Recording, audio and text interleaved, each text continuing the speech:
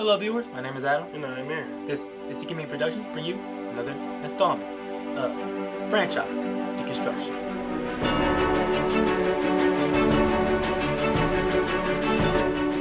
So we are finally here. We're in our final exploration into our, entry into this Man of Steel himself, Superman.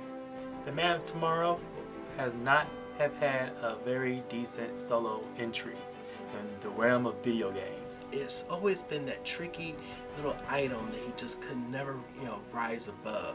And so in this video, we'll be exploring how we will tackle that medium of how we can adapt the many adventures, the capabilities, and the whole world of what makes Superman a unique character in the space of that medium of video games.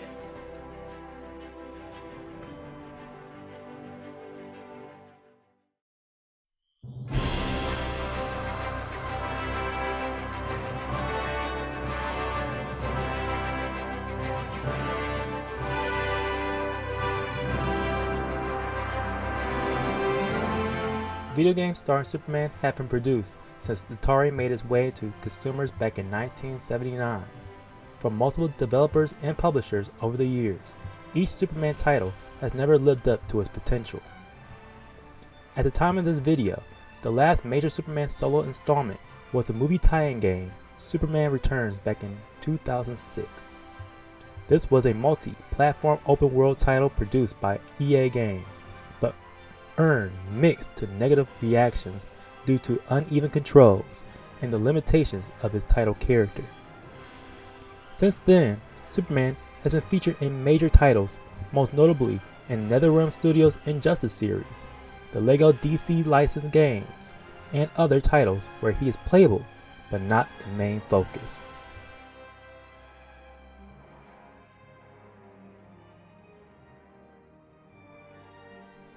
A common complaint developers say a reason a Superman game is not possible is his invulnerability and powerful attributes. They believe barely anything will pose a proper challenge for the character.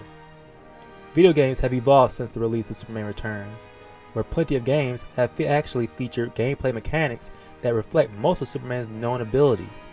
This ranges from Superman's regenerative healing, heightened senses, where some games feature a focus system that highlights objects, and AI that mirrors the Man of Steel's super hearing, and X-ray vision. Open world games have been a staple in 7th generation consoles and onward, where a fully playable Metropolis sandbox could definitely be developed in today's technology. To produce an authentic Superman title, it's crucial to always refer to the source material, as that is generally where the imagination can be explored. For the rest of this video, we will outline our approach for developing a possible Superman video game.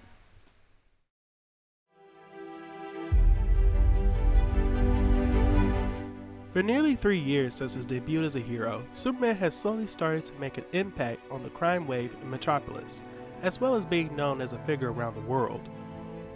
He had little physical opposition, but has garnered mixed reception from political and military elites.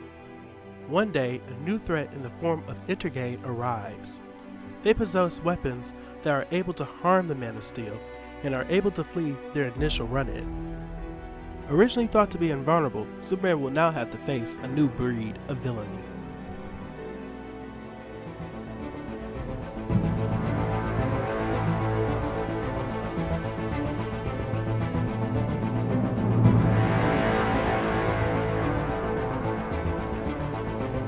Superman should be equipped with many of his known abilities from the comics, that being X-ray vision, super hearing, heat vision, super speed, super breath, freeze breath, flight, and super strength.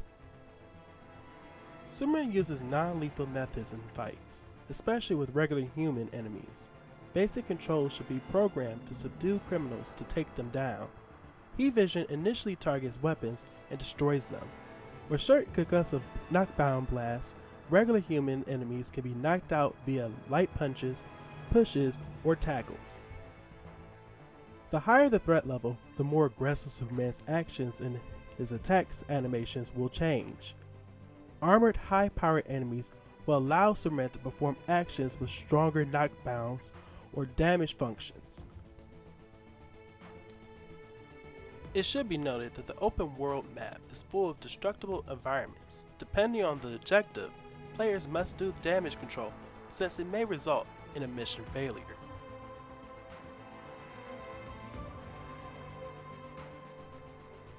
We don't believe a traditional health bar seen in most games is necessary or appropriate for this kind of game. Developers should embrace the idea that Superman is a near invulnerable person who often doesn't take damage. When he faces certain opposition that does cause physical harm, the system of recovering health after avoiding incoming enemy attacks should be implemented. Basically a system similar to Call of Duty, Uncharted, and Infamous, where the screen flashes red when hit with harmful enemy attacks, that glows brighter until you're dead. This makes sense for Superman given he can regenerate much faster than human beings, but if he is in close proximity to Kryptonite, this won't be a factor. Although the Superman game may have limited ways of death during the playthrough, there should be creative obstacles designed to challenge players with the consequences of a mission failure. Losing could mean low-level threats escaping your vicinity if not handled in time. A certain number of casualties occur in the game. Not stopping an enemy objective such as a bomb threat, kidnapping, stealing, and other specific tasks depending on the threat.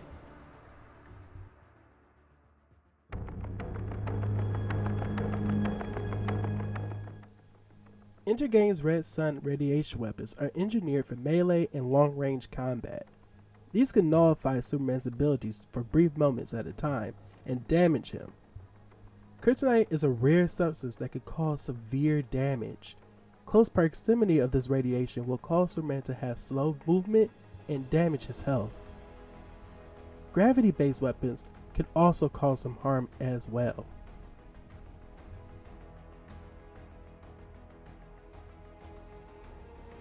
Much of Kal-El's identity in the comics revolves around his Clark Kent persona. Throughout his history in media, Kent is known to be an investigative journalist reporter for the Daily Planet that tackles cases for the news company. Previous superhero titles like Insomniac Spider-Man will allow players to play as Peter Parker without his hero suit for specific gameplay that reflects his life outside of being a superhero. It would be a good idea to allow these inside Superman's game with some notable addition. Rather you being Clark Kent or Superman, players are able to investigate their surroundings using super senses such as X-ray vision and super hearing. His super hearing can be used to hear AI personal dialogue, heartbeats, breathing, and movement, while his X-ray vision can visually detect AI through solid objects or zoom in faraway locations. Some environments may have lead selenite that obscures X-ray vision, so it's a wise idea to interchange these abilities.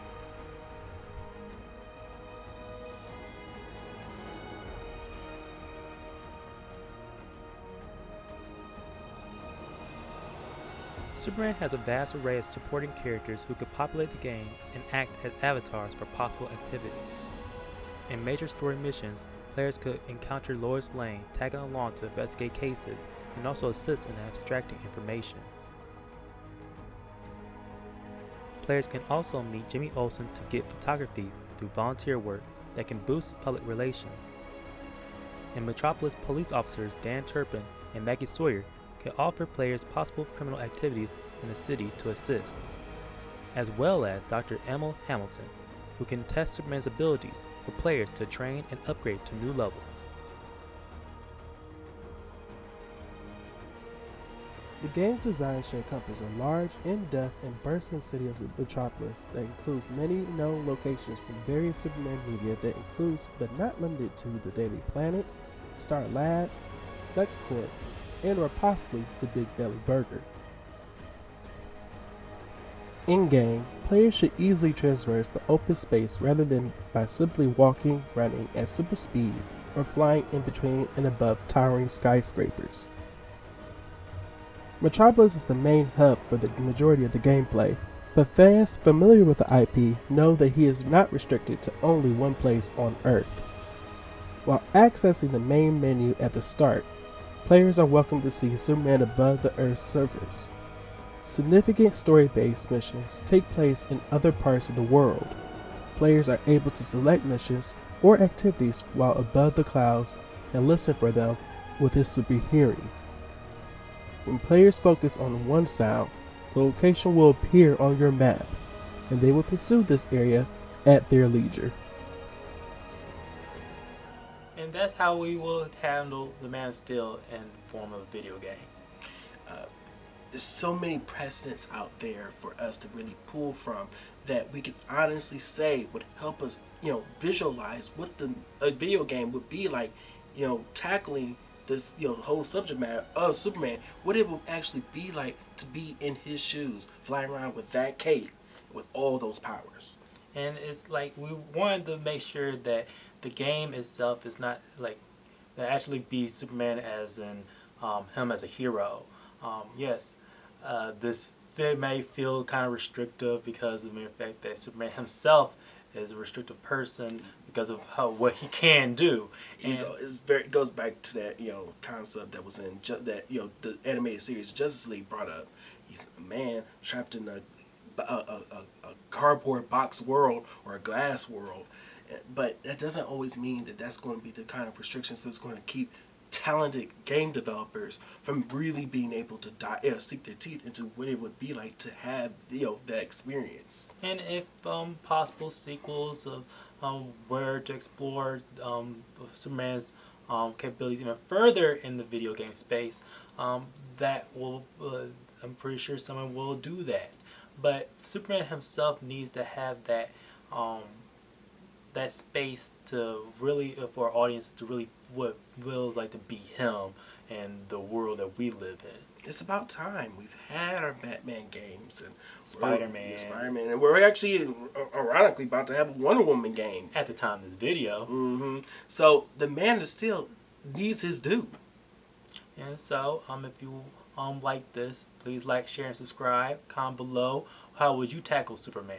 What are you looking forward to in a game that would literally have you control the Man of Steel himself, Superman? And also, what are your thoughts about what other franchises that we would like to explore in our franchise deconstruction videos? We got quite a few that we still have to mull through, but we're always open for suggestions. And my name is Adam. And I'm Aaron. Please be on the lookout for other content we post on our other social media outlets of Twitter, X, and Letterboxd. Because there's only so many hours in a day and not enough time to do them all. And stay tuned for other great content on this channel. See ya.